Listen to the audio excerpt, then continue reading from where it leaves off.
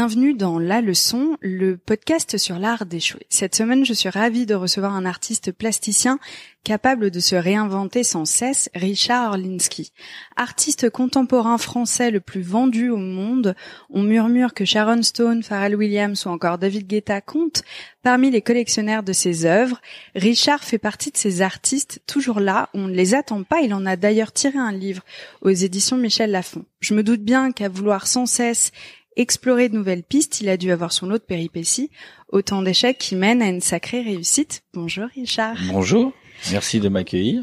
Aujourd'hui, on va parler d'une année particulière de la FIAC. Est-ce que tu peux me raconter qu'est-ce qui se joue cette année-là ? Alors on part d'une anecdote en fait. On part d'une anecdote, oui. Ouais, on part d'une anecdote. Non, c'est vrai, on peut parler d'une anecdote parce que dans le préambule de ta question, tu parles d'un truc intéressant parce que c'est vrai que pour souvent pour réussir, faut un peu bousculer les codes. Ouais. Et c'est vrai que alors c'est pas snobisme, mais c'est surtout qu'on dérange en fait quand on fait plein de choses différentes. Alors on va parler effectivement d'un épisode qui était drôle, mais je commençais mes tout débuts, donc c'est un petit peu normal. Et j'avais réussi à travers une association caritative qui s'occupait de gérer les enfants malades, donc atteints d'affections diverses et variées, à exposer à la FIAC au profit, donc les ventes qui auraient été réalisées grâce à cette exposition étaient au profit de cette association. Donc j'avais qu'une seule sculpture à l'époque, parce que c'était ma première sculpture, c'était le crocodile rouge. D'accord. Et la commissaire d'exposition, gentiment, m'avait attribué un espace, qui était un espace assez grand d'ailleurs, où on s'était donc installé. Et donc ça doit être émouvant de se dire que pour sa première œuvre, on se retrouve à la FIAC. Ça fait rêver des milliers d'artistes. Peut-être, enfin, je mesurais pas trop j'avais commencé petite, je pense que je venais de commencer, c'était vraiment tout début. Ah oui. Donc je me rendais peut-être pas compte de l'impact de tout ça. J'avais réussi à exposer, je commençais à peine à exposer dans une maison de vente, une galerie, enfin, c'était vraiment tout début. Et du coup, voilà, il y a cette opération, et donc, on s'installe avec, un peu de matériel, et puis je crois que ça commence, le vernissage, je crois, ça commence le mercredi soir, il me semble. Donc on est là le mercredi soir, le jeudi. T'as un peu la pression le premier soir, ça se passe comment ? Non, ça se passe très bien parce qu'en réalité, c'est un vrai succès et on a beaucoup de monde sur le stand. Ouais. Donc ça fait un truc un peu fou, et avec une seule œuvre, les gens, il y a beaucoup de monde, donc c'est plutôt génial. Enfin, il y a un vrai engouement, les enfants, enfin on voit ça suscite un intérêt très important, donc on est plutôt content.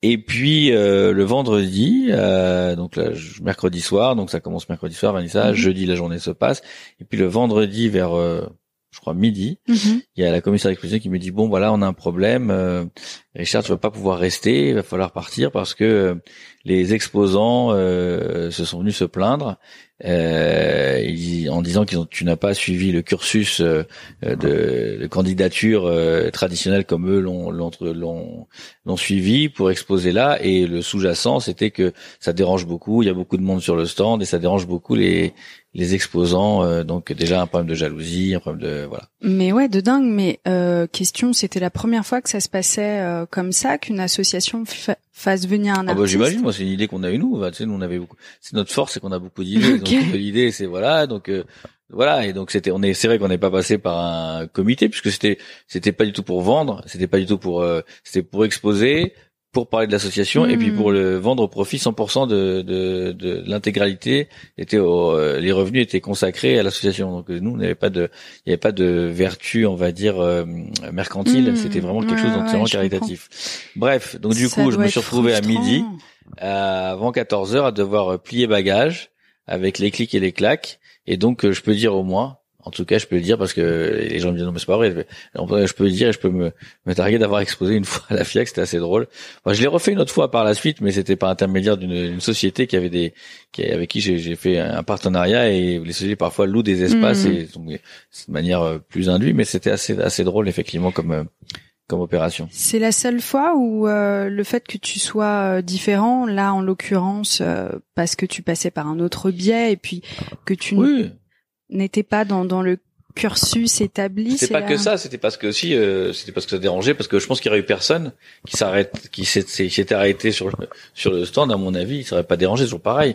Quand t'es rien, tu déranges pas. Et puis dès que tu commences à venir quelque chose, tu déranges. C'est aussi ça. Donc c'est tout un tas de mécanismes qui sont mis en place. Et pour répondre à ta question ou celle que t'allais poser. Non, c'est pas la première fois puisque je suis aujourd'hui blacklisté de plein d'endroits comme ça. Blacklisté? Ouais, bah oui, tu peux pas. Et genre il y a des foires comme ça où il y a des galeries qui me représentent. Ils disent bon alors on va participer cette année. Oui, mais pas Orlinski, hein, parce que il y a des gens qui ont la haine dans les comités. Il y a je suscite beaucoup d'admiration populaire, mais beaucoup aussi de haine parmi quelques personnes. Le problème souvent c'est que c'est ce que je dis nous. D'abord, c'est un petit milieu, c'est très parisien, parce qu'en France, c'est pas comme ça que ça se passe. Et les Parisiens ont tendance à penser que la France, c'est Paris, mais la France, c'est la France, c'est pas Paris. C'est très important de le rappeler. Donc, la France, c'est la France, et donc je suis très plébiscité, bien accueilli en France. Et Paris aussi. Mais Paris, c'est un tout petit milieu, mais qui est très puissant, parce qu'il il a la tribune, ils ont une certaine, donc forcément, ils font mal. Après, comme je le dis souvent, ça m'arrive de me faire défoncer dans des magazines spécialisés d'art. Encore? Oui, encore aujourd'hui, oui. Okay. Mais bon, je dis le ratio me convient parce que quand je me fais défoncer dans un article qui est tiré à 3000 ou 2000 exemplaires et qu'ensuite j'ai 6 pages ou 7 pages dans un magazine qui est tiré à 800 000, enfin c'est peut-être plus 800 000 aujourd'hui, mais c'était le cas à l'époque quand ça s'était produit. Bah ça va quoi, le ratio 95-5, ça c'est pas très grave. Mais c'est vrai que ce petit 5%, ce petit 2%, ce petit 1% est très puissant, donc il fait mal, mais bon voilà, on a l'habitude et puis on avance avec quoi. Et qu'est-ce qui se passe lorsque toi tu te rends compte que t'es blacklisté? Moi j'imagine, je déteste l'injustice, c'est le truc qui me rend dingo. Est-ce que tu ressens de l'injustice? Est-ce qu'il y a de la colère? Est-ce qu'à la fois tu utilises ça pour, tu vois? Il y en a eu beaucoup au début. Parce qu'au début, je me dis, t'es pas reconnu par tes pairs, et pourquoi t'as pas la carte? Moi, j'ai des expos qui ont été annulés, qui étaient validés par plein de gens, et des gens qui sont venus mettre leur veto. J'ai une exposition notamment, par exemple, Place Vendôme, une grosse expo, un truc incroyable, un parallèle entre Louise Bourgeois et l'araignée Orlinski, et tout était validé, et puis il y a quelques petites voix qui se sont élevées, qu'on fait capoter. J'ai une grosse maison de vente avec une très grosse exposition. Il y a un des commissaires d'exposition, qui était copain avec la fiancée c'est une personne, hein, c'est pas 200 personnes, souvent c'est la personne qui est, alors, c'est des jalousies personnelles, c'est des problèmes d'ego, des problèmes c'est plein de choses. Et quand tu déranges avec tes clivants, bah, s'il y a des gens, l'ego c'est tellement puissant, s'ils arrivent à te mettre des bâtons dans les roues, ils te les mettent. Mais aujourd'hui, bon, je fais avec, je regarde plus ce qui se passe, c'est mon lot de tous les jours, donc c'est quelque chose qui est pour moi qui est pas, voilà, c'est pas inhabituel, mais c'est vrai qu'au début c'était très frustrant et je cherchais absolument à être reconnu, à faire des choses, etc. Et puis après j'ai arrêté, j'ai laissé tomber. Un jour on m'a dit, tu sais, voilà, il faut assumer, sortir pas du bois, mais en tout cas assumer ce que tu fais. Et puis voilà, et puis c'est pas grave. Et puis c'est pas important. Et puis si on te critique comme ça, c'est que t'existes quelque part. Donc ouais, c'est ça. La frontière, elle est super faible entre. En plus, j'imagine qu'en tant que jeune artiste, la première chose, c'est qu'on a envie d'être aimé, c'est bien sûr très humain. Ah oui, alors qu'on est là, on est détesté. Alors t'es pas détesté. Et à la fin, on parle de toi. Tant que tu fais pas de bruit, assez, tant que tu t'entends pas, que ça marche pas, que t'es dans un coin d'un atelier, que tu vends rien. Là, je peux dire que tu déranges personne. Mais alors, qu'est-ce qu'on te reprochait? Parce que il y a pas de crime on m'en reprochait beaucoup d'être que ce que j'étais, tout simplement, de pas avoir suivi les codes, de pas avoir été coopté par un milieu, de pas avoir de braver des interdits. Ensuite, ce qu'on me reproche d'exposer sur des plateaux télé, de rendre l'art accessible à tous, de faire des collaborations avec Disney, qu'on trouve des petites figurines de reproduction pour quelques dizaines d'euros, je sais pas, d'être dans des émissions, de casser aussi les codes en étant aussi. J'avais fait une ouverture aussi puisque je me suis impliqué dans la musique, dans le stand-up, avec le sport, enfin dans plein de collaborations. Tout ça, si tu veux, c'est des trucs. Faire des musées à ciel ouvert, ça dérange énormément. Et pas plus tard que la semaine dernière, on a fait une exposition sur la ville de Nice où on a des énormes sculptures et les gens sont super contents. T'as toujours des gens qui viennent pour contredire, pour dire qui viennent déverser leur haine, alors que bon voilà, l'émotion de façon qu'elle soit négative ou positive, c'est important, c'est qu'il y ait de l'émotion. Ouais, donc, c'est ça, ça, c'est très intéressant parce que ce qu'on te reproche, en tout cas, ce qu'un petit microcosme te reproche, c'est aussi ce qui fait ton succès pour la majorité des gens. Bien sûr. Ça fait réfléchir aussi. Et puis de rendre l'art accessible, que gratuitement tu peux prendre des photos. Moi, il y a plein de gens qui me disent, c'est génial parce que moi, j'irais pas pousser la porte d'un musée. D'abord, j'y connais rien. ça coûte de l'argent. Ouais. Alors que là, gratuitement, on amène le musée aux spectateurs. Il prend des photos. Il y a des millions, et c'est pas des centaines de milliers, c'est des millions de photos qui sont prises chaque année avec les sculptures. Et on va exposer dans les stations UP, mais aussi dans les villes, j'ai exposé dans les mines à Lens. Enfin voilà, donc il y a vraiment tout un tas de. D'ailleurs, il y a une autre anecdote qui est intéressante puisque tu parlais d'échecs. Il y a une exposition qui a été menée dans la région lensoise, dans le bassin minier, donc des gens qui ont souffert avec les mines et on connaît le destin des mineurs. Et nous, on a décidé de faire une exposition, de faire un parcours artistique. Et c'est drôle parce que à la base, cette exposition avait été initiée par le Louvre Lens. Tu sais qu'il y a un Louvre à Paris et un Louvre Lens.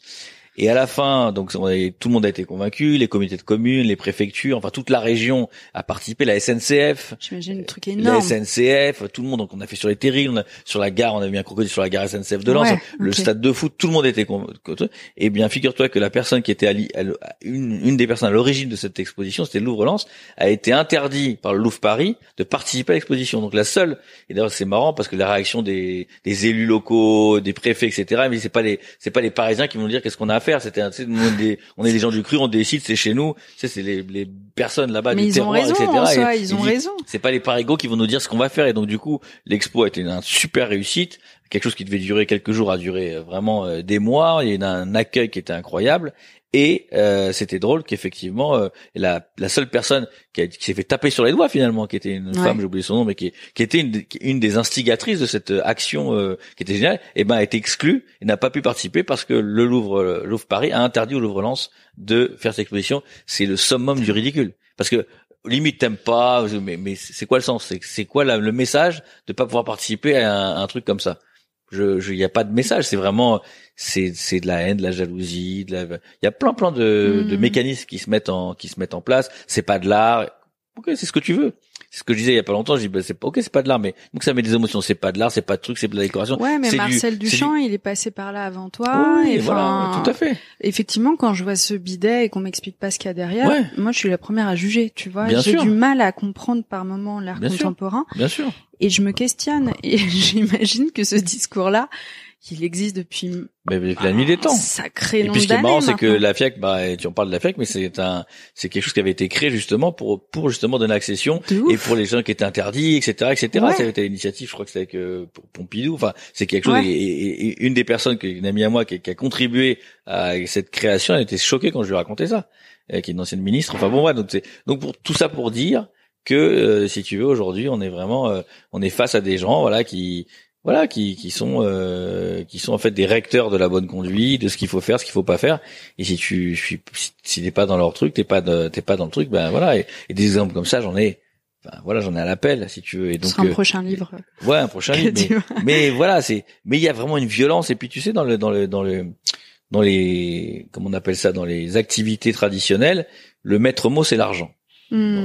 Tu parles de n'importe quelle activité, c'est l'argent. Oui. Aujourd'hui, dans l'art, il y a un côté égo. C'est l'ego et l'ego, on peut tuer pour de l'ego, c'est très très fort. Donc du coup, c'est quand même assez particulier. Et puis ce que je dis, moi, l'art pour moi c'est universel quelque part. Ce que je dis, c'est que qui on est nous pour juger justement, tu parlais du bidet, mais qui on est pour dire c'est de l'art, c'est pas de l'art, c'est bien, c'est pas bien, c'est de l'égo. On s'en fout limite. C'est du moment que quelque chose, un enfant qui dessine, qui fait un dessin ou qui fait une création à la maternelle, ça vient de son cerveau, c'est une création artistique. Et alors, qu'est-ce qui t'importe pour toi quand tu crées une œuvre? Est-ce que tu te détaches du côté c'est beau, c'est pas beau? Qu'est-ce que tu vas aller chercher? Je cherche la beauté. Moi, je suis un esthète. Ouais. J'adore la beauté. Moi, je cherche la perfection, la beauté, changer les proportions. Et je crée pour les autres, surtout. Je crée pour susciter une émotion. Okay. Alors, ça peut susciter une positive. Je conçois. Il y a pas de souci. Mais en tout cas, on suscite une émotion. La preuve, c'est que les gens, ils s'énervent. Les gens à Nice, ils ont balancé de la peinture rouge sur un truc. Quelque part, c'est qu'on suscite de l'émotion. On s'en fout qu'elle soit négative. Généralement, heureusement pour moi, elle est très positive. Mais de susciter une émotion, c'est ça qui est important, qu'elle soit négative ou positive. Et donc, du coup, c'est ça pour moi l'art, c'est de se faire questionner, de réfléchir, que ça apporte quelque chose. Et donc, donc mon idée, elle est là, et c'est comme ça que conçoit les choses. Et puis après, comprend qui comprend et après est-ce que c'est de l'art, est-ce que c'est pas de l'art, est-ce que c'est, j'ai envie de dire aux gens, mais si tu veux c'est du schmutz, c'est ce que t'as envie, qu'est-ce qu'on s'en fout limite. L'important, moi ce que je vois, c'est l'effet. Moi je crée pour les autres la liberté d'interprétation des gens, et l'important c'est ce que ça communique. Quand quelqu'un comme Anis il me dit mes élèves ils auraient poussé la porte d'un musée, et quand ils ont vu cette exposition ils ont voulu aller la voir, ils m'ont dit et maintenant ils sont d'accord pour que je les emmène au musée. Donc le prof qui me dit ça, je lui dis c'est tout gagné. Et même si tu trouves que c'est moche, mais que grâce à c'est moche, ou que c'est pas bien, ou que c'est ce que tu veux, ou que moi je suis moche, ou que je suis nul, mais on s'en fout. L'important c'est l'effet que ça fait. Et quand des gens sont contents, ou qu'il y a des filles qui me disent, moi, avant d'aller au travail, je vois ça me donne le sourire, ça me donne la banane. C'est ça l'important. Ce qu'il y a derrière, limite, ce que je suis quelqu'un de bien, pas bien, qu'est-ce qu'on s'en fout? L'important c'est le résultat. Qu'est-ce qu'on reçoit à la fin? C'est ça et ça je pense que c'est beaucoup trop c'est aller quelque part c'est aller quelque part à contrario des idées reçues, etc. Donc ils peuvent pas avoir ces gens-là ne peuvent pas avoir ce recul, etc. Et puis un autre problème aussi avec ce petit milieu, c'est que quelque part, vu que nous, on vend beaucoup, on parle de vente, etc., on vend beaucoup, on est exposé, etc. Pas que ça. C'est que quelque part, en critiquant tout ça, ils critiquent aussi, ça veut dire que si moi je suis un imbécile ou que c'est pas bien, c'est-à-dire que tous les gens qui achètent, c'est des imbéciles. C'est-à-dire que si on s'attaque qu'à moi, on peut s'attaquer qu'à moi, il n'y a pas de problème, mais donc faudrait que ce soit vraiment très ciblé, mais pas s'attaquer à ce moment-là, parce qu'on s'attaque en disant que c'est des incultes ou c'est quelqu'un qui achète quelqu'un de moche, c'est quelqu'un qui a pas de goût, qui est bête, qui est machin, qui est comme finalement ce qu'ils décrivent. Et donc quelque part, c'est une forme d'insulte, et c'est très désobligeant, parce que donc ça veut dire que je sais pas, les centaines d'œuvres qu'on vend par an, je suis pas seul, hein. Il y a d'autres artistes qui sont dans le même panier. Donc tous ces gens, toute cette économie qui est appelée par le petit milieu d'artistes commerciaux, on va dire, et tout cela, donc c'est-à-dire tous les gens qui achètent, donc je sais pas combien il y a peut-être 500 artistes comme ça. Il y a des millions et il y a des millions de collectionneurs, et tous ces gens-là, c'est des abrutis en gros. Donc quelque part, je pense que c'est un manque de respect déjà pour ces gens-là, déjà pour ces gens qui de bonne foi, qui sont contents. Moi, les témoignages qu'on a, des gens qui me disent, oh c'est tellement génial, j'adore ce que vous faites, c'est super, ça me donne la joie, mon fils il le donne à manger, j'en sais rien, mais il y a des commentaires, on en a par milliers des commentaires. Mais alors Richard, comment toi tu fais pour réussir à extraire le positif du négatif? Parce que moi j'ai ce problème-là. Sur la leçon, j'ai beaucoup de messages adorables, mais quand il y en a un dans mon moi qui est négatif, pourtant il y en a 99 de positifs, et je me focus que dessus et c'est terrible. Oui, mais ça c'est ce truc-là, tu vois. Ça je pense que c'est un peu le temps, la maturité, que c'est un truc à apprendre. J'ai 32 ans, il serait temps quand même. Je suis encore jeune, 32 ans. Tu verras quand tu auras 33, ça va être différent. Ah ouais. Non, mais en gros, il faut pas se focus. Faut apprendre aujourd'hui faut apprendre à se servir vraiment des sources d'inspiration positives, et le négatif, ça arrive toujours. Regarde les haters sur, tu vois, à peine on fait un move, regarde, imagine les politiques s'ils étaient comme toi. C'est amplifié maintenant. Ils sont défoncés, t'as 700 messages, t'imagines si on a tous les messages. Franchement, c'est des non-sujets, va dire. Tu sais, moi, la dernière fois, j'étais sur scène, il y a 3 semaines à Vevey. J'ai joué devant 15 000 personnes en set DJ.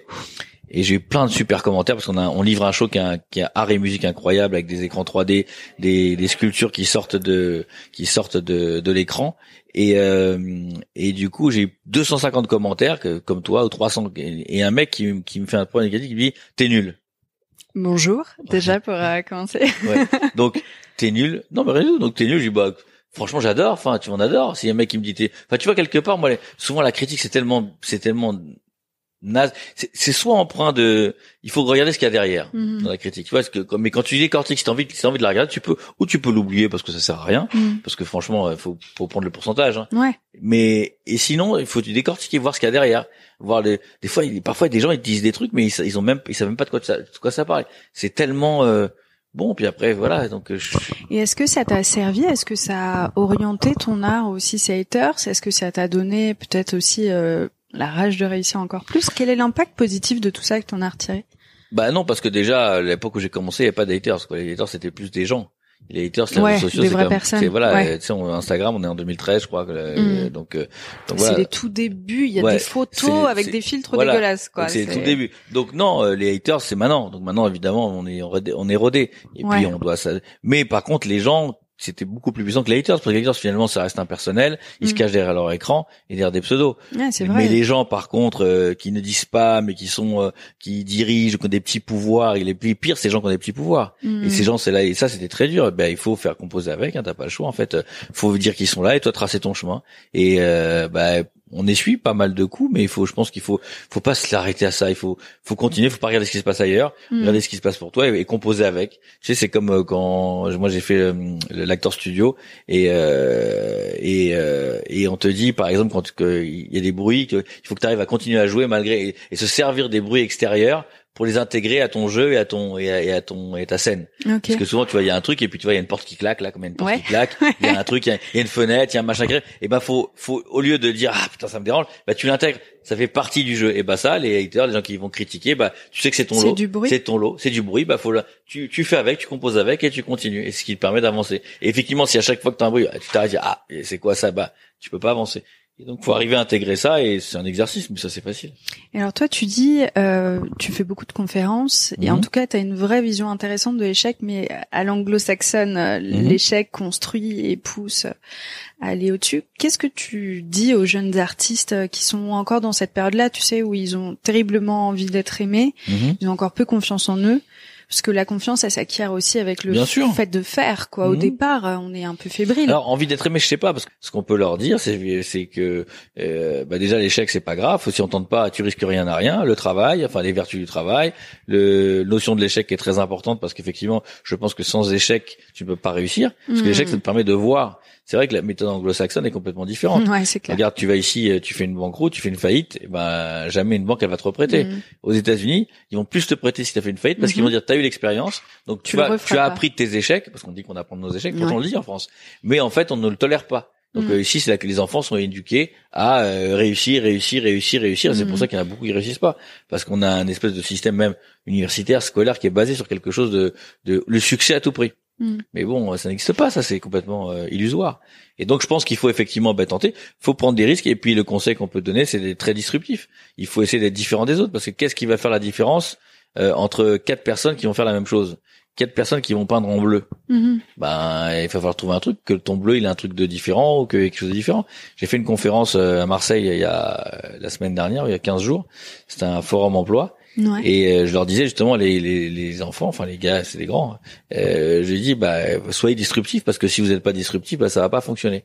Et il y a un jeune qui se lève comme ça et qui prend le micro pour poser une question, parce qu'il y avait un Q&A, et il me dit j'ai une question à poser. Je dis ouais, c'est quoi la question? Il me dit alors ce soir, est-ce que je peux monter mixer sur scène avec vous? Parce que je me dis sur scène. Alors j'ai dit tu vois, j'ai dit tu vois, là ça va pas être possible parce que j'ai un show qui est time-codé, mais tu vois, ça, c'est disruptif. Parce que, en fait, en vrai, tu me poses pas une question, là, tu me fais une demande. T'as pas de question à me poser. Donc, j'ai dit aux autres, ça c'est culotté, parce que le mec, il a eu le culot de me dire, normalement, tout le monde va poser une question, il a l'idée de pas poser une question, de dire, est-ce que je peux me dire, c'était, je trouvais assez audacieux, et c'est ça, l'audace qui permet aussi de faire un peu des choses différentes. Oui, il y a une certaine naïveté aussi qui sert tellement quand on est jeune, on se rend pas trop compte. Bien sûr. Et heureusement, en fait, en quelque sorte. Et puis, faut pas avoir peur de risquer, faut se lancer. Toi, qu'est-ce qui t'a donné la force de sauter dans le vide? J'ai pas eu trop le choix. Moi, si tu veux, moi d'abord, je voulais embrasser une carrière artistique très tôt, directement après avoir quand même passé mon bac.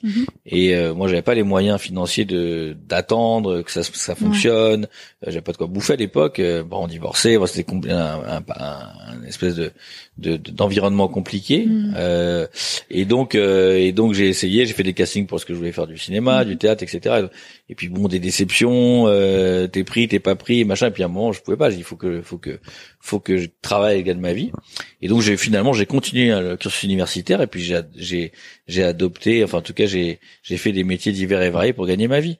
Et j'ai pris le risque à un moment de tout lâcher, mais au moment où j'avais déjà donc c'est un parcours assez, mais c'est intéressant parce que c'est très inspirant. T'as beaucoup de gens qui changent de carrière. Moi j'ai plein de gens qui m'écrivent grâce à ton livre, grâce à ton parcours, j'ai été pompier, je suis devenu ceci, voilà. Donc c'est assez intéressant. Mais toi aussi d'ailleurs, parce que tu parles de casting, et en fait c'est pas un échec, c'est une redirection, parce que ça t'a donné, parce que ça t'a donné une carrière fantastique. Mais moi j'ai eu le courage, et ça j'avais depuis assez longtemps, de pouvoir me dire j'arrête toutes mes activités, je repars à zéro dans quelque chose que je ressens vraiment, de revenir à l'essentiel, ce que j'avais envie de faire vraiment à l'origine. T'écouter, quoi. M'écouter, exactement. Écouter la petite voix intérieure, et qui est, parce qu'on a toujours le final cut, c'est ce que je dis, et que même si on peut écouter plein de conseils, l'important c'est que nous on sait exactement, on porte en nous la solution. Et puis, question de timing aussi, je pense que j'avais pas la maturité avant pour le faire, donc la maturité arrive, et tout arrive, voilà. Mais il faut prendre le courage. J'ai un autre exemple en musique, typiquement, mon premier son, on produit le son, on tourne le clip, tout est fait, il est prêt à sortir dans les 15 jours. programmation pour être sorti sur les plateformes, etc. Et moi, je le sentais pas. À l'intérieur, je me dis, ça va pas. Et ben, figure-toi que j'ai pas sorti le son.